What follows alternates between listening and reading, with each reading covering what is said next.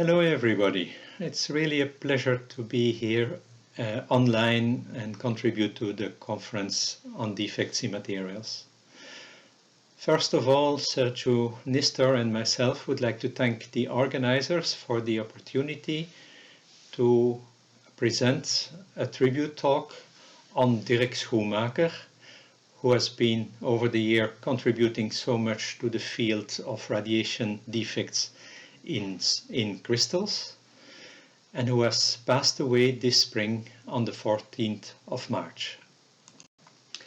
The career of Dirk Schoemaker extends from the end of the 1950s to the very early years of this present century, and it is of course not possible to explain all of the topics and all of the results in this short presentation. We will confine us to a number of highlights and to give an overview of all these topics. Dirk Schoemaker was born in 1935 in Antwerp, and after high school he decided to go to study physics at the University of Ghent. And in the course of these studies he evolved to choose a topic for his master thesis already in experimental physics. Namely, he joined the group of Professor Willy de Geyser, who was at that moment heading a laboratory in crystallography, but very soon he added to this title of crystallography also solid-state physics. In that sense, it was already incorporating a number of spectroscopic and other techniques for materials investigations. And most of all, we should notice that already at that time, the very freshly invented and developed Epr spectroscopy was already available in the laboratory of Willy de Geyser. It is quite interesting to look at some images that I took from the PhD thesis of Dirk Schoemaker. His title page, for example, the topic, which is already on paramagnetic centers in single crystals of alkali halides, and a journey back in time, taking the images directly from the spectrometer, but on the other hand also models for the crystal which look very similar to what we see in later literature, with energy levels and the well-known example of the equation of the hyperfine interaction, with all the terms that we still use at this moment. Looking beyond some aspects of presentation, what is really obvious for us is a modern treatment of both experimental data and of the physics involved. The solid foundation of Dirk's knowledge was based on reading of the best material of that time in atomic and molecular physics, in solid-state physics, and also in still very relevant works on electron paramagnetic resonance. This springs forward from the reference list from which I took a few examples for EPR, Abraham and Price and Bleeny and Stevens, and a lot of other names for topics like group theory, quantum mechanics, and so on. In this period, Dirk Schoemaker found guidance and a good friend in Etienne, a 1 year older colleague at the laboratory, with whom he has been publishing, and I show two publications, one on the topic of the thesis of Dirk, but another one quite interesting already on the self-trapped hole center, the I2- center in KCl, which will be an important topic in the next period for Dirk. It is worth noting that both of them will move to the United States for a postdoctoral research period, and also they will both return to Belgium to bring back their experience and start with an EPR group in Antwerp and in Ghent respectively.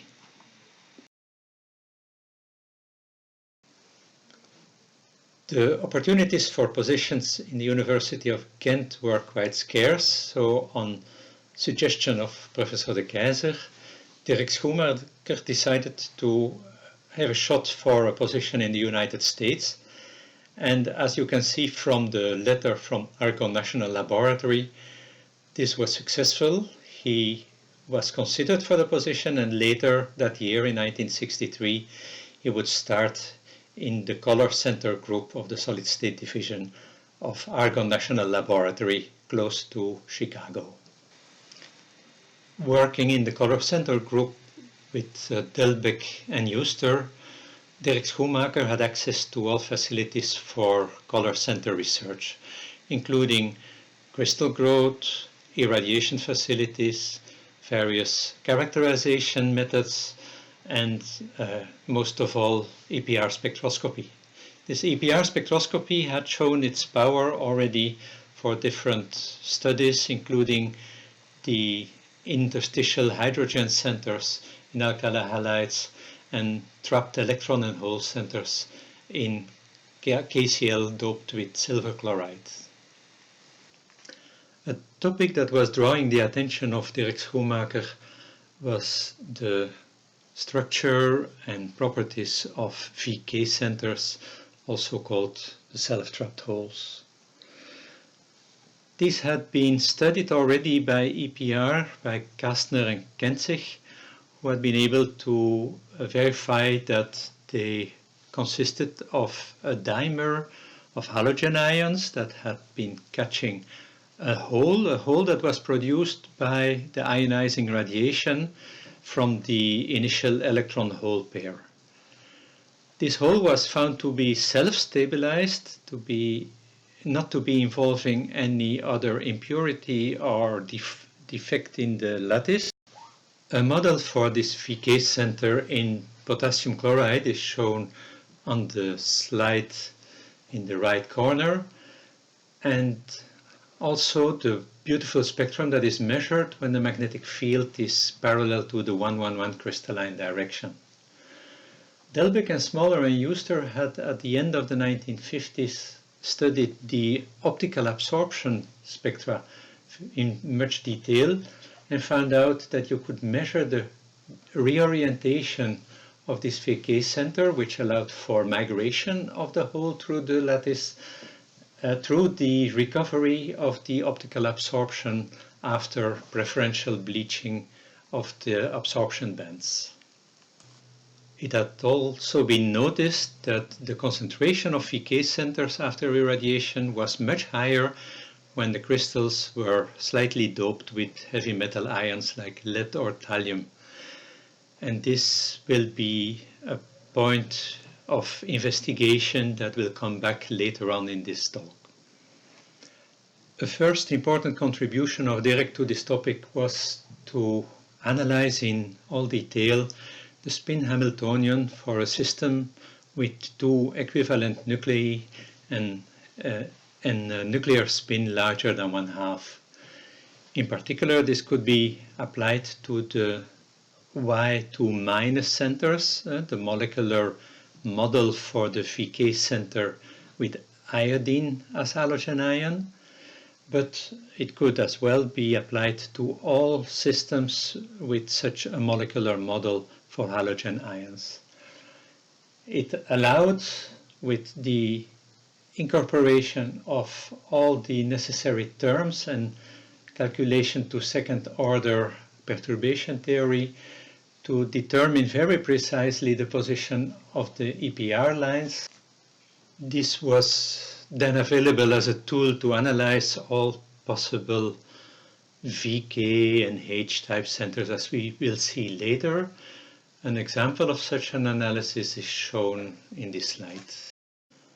To determine the parameters is nice, but to extract physics from it is more important.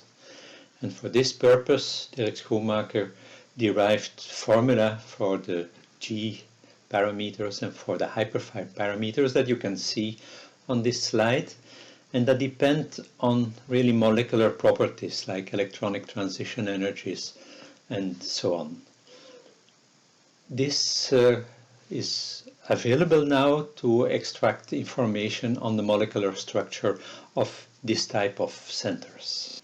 This quite monumental paper has also become the most cited paper of Dirk. In this next slide, I show a number of defects that can be analyzed with this treatment. Defects that consist of dimers of halogen atoms, sometimes homonuclear dimers, sometimes heteronuclear dimers of two different halogens, sometimes substitutional halogen ions, sometimes interstitial halogen ions that are the H centers. And in all these cases, the analysis is fruitful. I can imagine it is not simple to look at all these pictures, but it is easy to stop the movie and inspect them. Meanwhile, you can see Dirk standing in front of his spectrometer and be happy about the structural studies, but there is more to it, namely dynamics of the centers, motion and other dynamics like diffusion of centers is important as well. A very interesting example is the so-called HA lithium center, which consists of an X2- halogen dimer, of which one of the two halogens is an interstitial and shares the cation site with a small lithium impurity. And as you can see, the position is low symmetry, and in fact this allows for different possible configurations of the interstitial and the lithium ion. Looking at the Epr spectra, we can see a low temperature spectrum which is quasi-static and extends over a wide range, while after warm up to 77 Kelvin we have a narrowing of the spectrum and a kind of averaging, but it is not a total averaging. Careful analysis and additional techniques like applying uniaxial stress on the crystal to influence the motion showed that this can be explained by the combination of two motions. One motion is the so-called pyramidal motion, in which the interstitial, while keeping bond to one of the substitutional halogen ions, is rotating around the 001 direction in 4 equivalent positions. That's a C4V symmetry motion. The second motion is the restricted interstitial motion with C3V symmetry, in which the chlorine interstitial is alternately bonding to 3 equivalent neighboring chlorine substitutional ions. As temperature increases, the different motions get consecutively activated, and this explains the changes in the spectrum as a function of temperature. This is a quite complex system. Even at very low temperature, it was shown that there is still tunneling motion going on. But this kind of local dynamics is not exceptional, as many examples of such local dynamics have been documented. With this, it is time to make the transition to the next period from Argonne to Antwerp.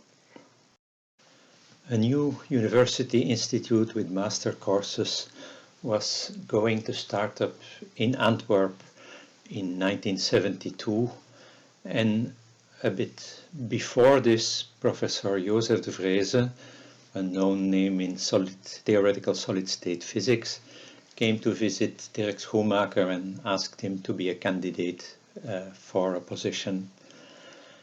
And indeed, by the fall of 1972, Dirk Schoemaker was appointed professor at Antwerp University.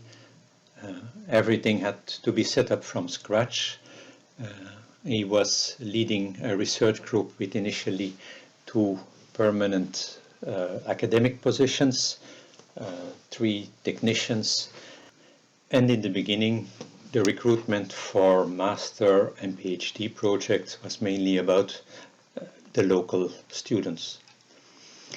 The lab had to be installed as soon as possible for the experimental research to start, and the main items to start with were the X-band spectrometer, an E-line variant spectrometer, and the optical absorption spectrometer. The instruments are not the ones that were bought in 1972 on the pictures. Other facilities, of course, like liquid cryogenics and general lab facilities and crystal growth were started immediately. Early on, it was also decided and a project was obtained to start with Raman scattering.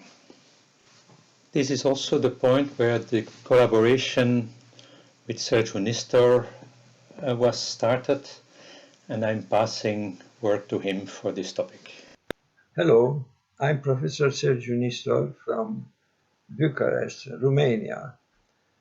At the suggestion of the organizers of this conference, I shall share with you some of my memories of the long-lasting collaboration I had with Professor Dirk Schoemaker. Well, we first met in 1971 in February, when I arrived at Argonne National Laboratory as a National Science Foundation visiting scientist in the solid state division of the same laboratory.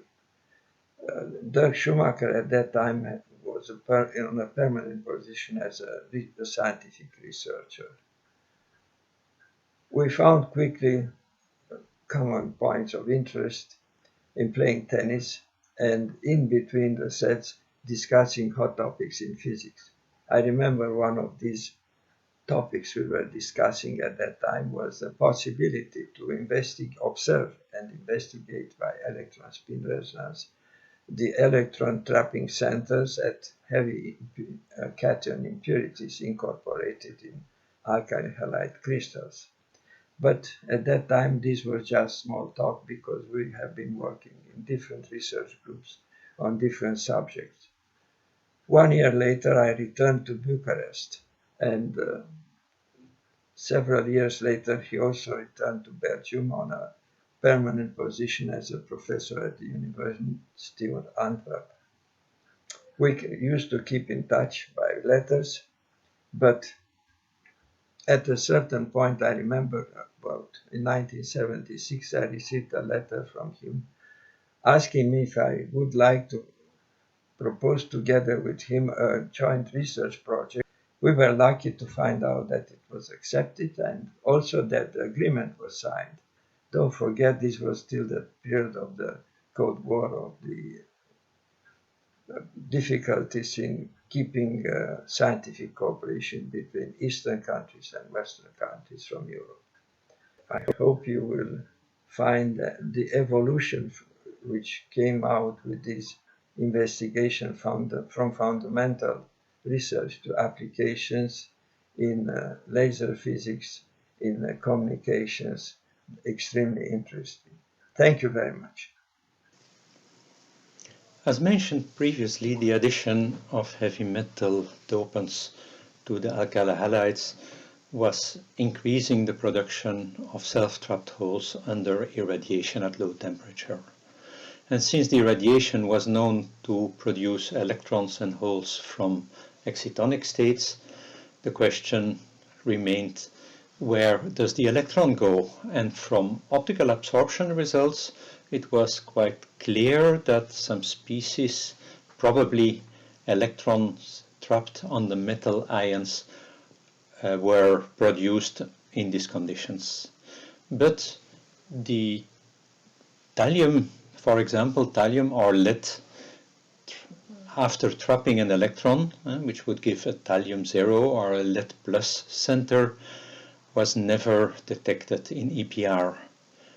In fact, as a final project in argon, Dirk had been involved in the study of electron trapping on tin, creating tin plus centers where the Epr spectra were very obvious. In the thallium-doped crystals, it turned out that just irradiation at room temperature produced very clear Epr spectra, and after analysis they could be ascribed very clearly to the thallium centers because of the hyperfine interaction with the two possible thallium isotopes, and because of the type of G values and hyperfine values, it was concluded that they were probably thallium atom centers. However, they would not correspond to the initial just electron-trapped thallium center, since this was not observed by irradiation at low temperature, where the VK center was very strongly produced. So other experiments showed the way to the structure of the thallium 0 centers, as irradiation at low temperature, where no thallium signal was found, followed by thermal annealing at variable temperature, demonstrated that the thallium signals that were observed after room temperature irradiation would grow only after thermal annealing above about 230 Kelvin. And this pointed to migration of negative ion vacancies towards the thallium center and would be the basis of the proposed models.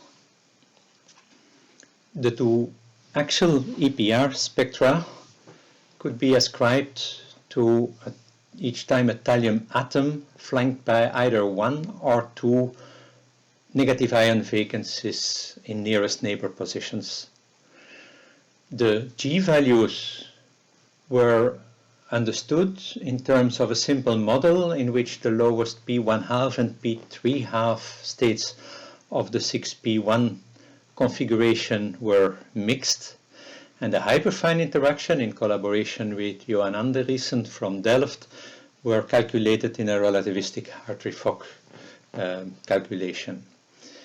This led us to fitting with magnitudes of the even and the odd crystal fields in the two models in good agreement, and also showed a partial delocalization of the anion vacancies.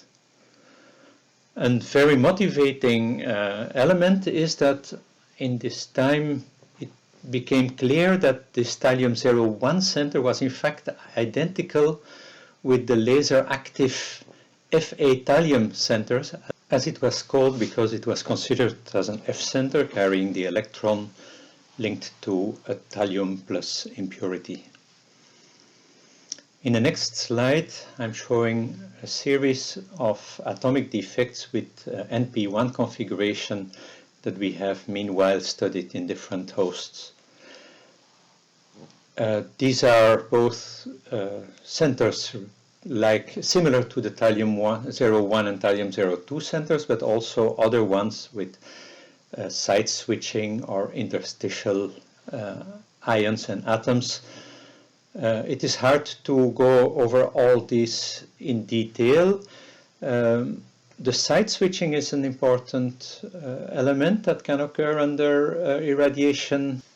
Another result of this is the production on the negative ion vacancy side of negative ions tin minus and lead minus with NP3 configuration, which are quite remarkable species. In fact, not only monomeric species of thallium or lead ions could be found in these crystals, but simply because of the statistical probability to have two thallium ions or lead ions at nearest neighbor positions in the lattice, we also found dimeric species where the electron was trapped on such a pair of thallium or lead ions. But another possibility, also related to the side switching problem, is that the thallium ion can go into an interstitial position. And in that case, also we found a nicely dimeric center, in that case even with axial symmetry along the 1-1-1 direction. And all of them have G and hyperfine values that are closely related.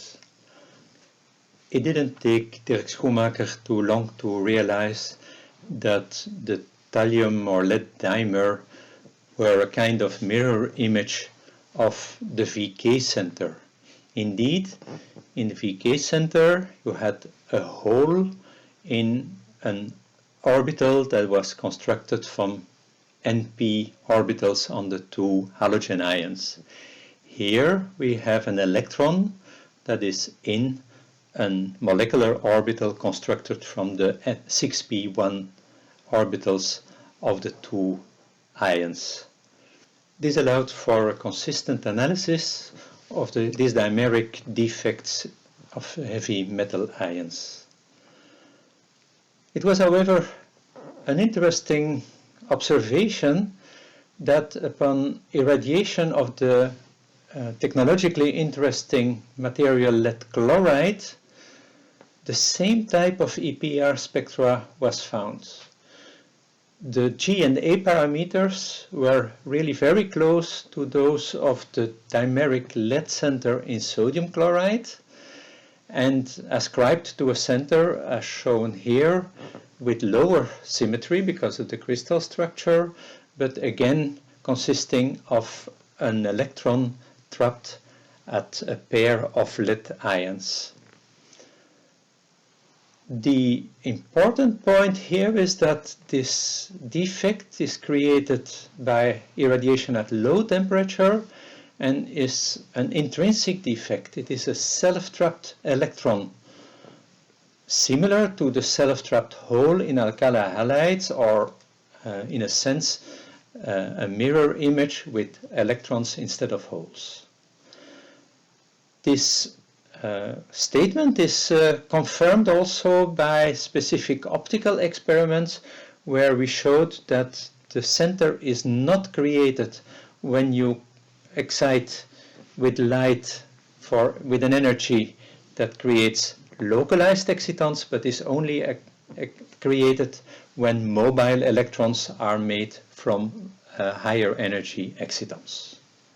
This is still a quite exceptional case of self-trapped electrons in crystals and may also be of interest in the hot topic of photovoltaics with the new materials of hybrid lead perovskites. Dirk Schoemaker had the ambition to expand and to diversify the experimental setups.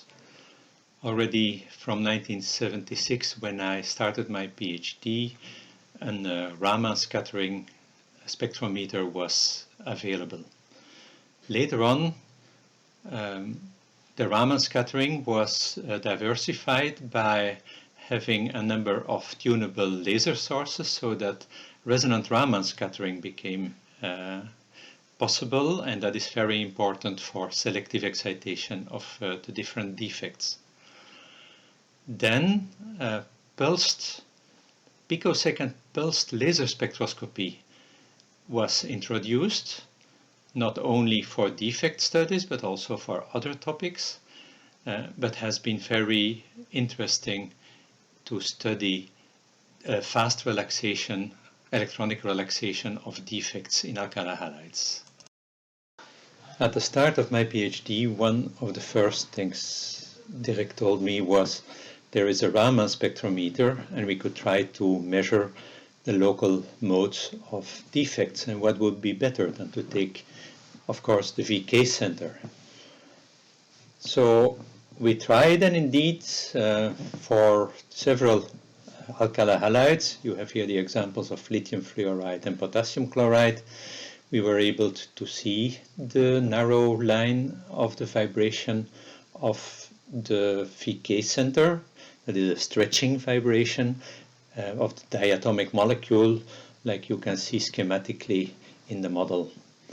It was possible to compare this with metal X2 minus complexes that were measured before in solid argon, and it was also possible to do a semi-empirical calculation with quite good correspondence with the experiment. After that, we were able, together with our first Chinese doctoral student, to work on a more complex system, that is the unperturbed or singly or doubly perturbed interstitial hydrogen center, and the perturbation is by nearby heavier halogen ions. As the symmetry of the defect lowers from tetrahedral to C3V or C2V for the perturbed centers, we can see splittings of the lines and already derive probable identification to the different centers, but it is rather by polarized Raman scattering using polarized incident and scattered light in different combinations that it is possible to really identify the type of vibrations, for example the T2 vibration for the tetrahedral case, the E and the A1 vibration for the C3V case. This process of deriving exactly the symmetry of the defect and of the vibrational mode from these polarizations was pushed to an extreme by Jinfu Zhou in the form of the behavior type method that we have published at the same time. Finally, I want to present an example of a study of fast electronic relaxation with picosecond spectroscopy, but in fact also combined with resonant Raman scattering. The technique that is used is called induced transparency, and it means that we use a first pulse of light in the absorption band of the defect. This brings the defect in an excited electronic state, and as a result the absorption from the ground state is reduced. This is the induced transparency.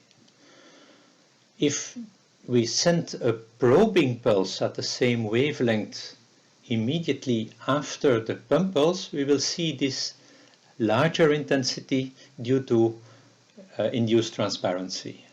If the pulse comes before the laser, then we will see the normal transparency. And if we vary the pulse difference from probing before to probing after, we will see a creation of the induced transparency and a subsequent decay, sometimes a nicely exponential decay like in the example that I show here. This gallium-01 center, it is a gallium atom with a negative ion vacancy in nearest neighbor position, shows a quite fast decay of the excited state population in the 100 picosecond range. This is ascribed to a specific effect in the configurational coordinate diagram, where the excited state curve is crossing or nearly crossing with the ground state curve, so that thermal activation can excite back the defects which are at the minimum of the excited state to the X point, to this crossing point, which allows it to come back to the ground state in a non-radiative way. This can be seen in the Arrhenius plot of the log of the lifetime versus the inverse temperature with a thermal activation above 50 Kelvin. The thermal activation is probably related to the mode, which is mostly coupling to the electronic states of the defect. And this we can find in the resonant Raman scattering. In the resonant Raman scattering, which is shown completely on the right, we have for the different ions, for gallium, indium, and thallium, the different vibrational frequencies increasing to a smaller mass of the impurity ion. And the frequency of this vibration is characteristic for the thermal activation that we have in the time-resolved measurements. It goes without saying that Dirk Schoemaker had a quite international attitude in research. He was himself for a long time in the US, and among the people who worked in the laboratory, we had all kind of nationalities, including the European nationalities like Italian, German, Romanian, Lithuanian, Polish, but also internationally coming from Japan or from China. This also was true for collaborations with other groups. Another aspect that I wanted to underline is that a lot of our research and of the research of Dirk Schoemaker was fundamentally oriented, but still at the various occasions we have been working in the direction of applications. This is the case, for example, for a quite long-lasting interaction with Epr Goovaerts, the photographic industry company, which was interested in defects, of course, in silver halides. And finally, there is the applications of the laser-active Thallium-01 center that Sergiu will give a few comments about. The discovery of the Thallium-0 centers in alkyl halides has been shortly afterwards followed by the development of the tunable lasers with color centers, which operated in the 1.4 to 1.7 microns range in both continuous phase and post-picosecond modes. One could thus investigate with such lasers the propagation of light signals in optical fibers in the solitonic regime, which is now the standard procedure used in the intercontinental transmission of signals to optical cables. One have here one excellent example of how an initial fundamental investigation can turn into an application essential in the actual global world. As a final point, and with a few pictures of Dirk Schoemaker in the last years of his career, we want to dwell a bit on the great personality that he was. He has been, in the course of our contacts with him, always giving us mentorship and guidance.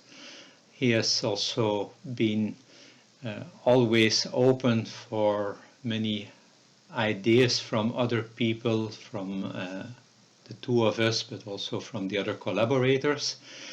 And he has always been very responsible for the research group and for the possibilities to build a future for all the people that worked with him. We are very grateful to have experienced this friendly, fair and talented person throughout this near 50 years period of time.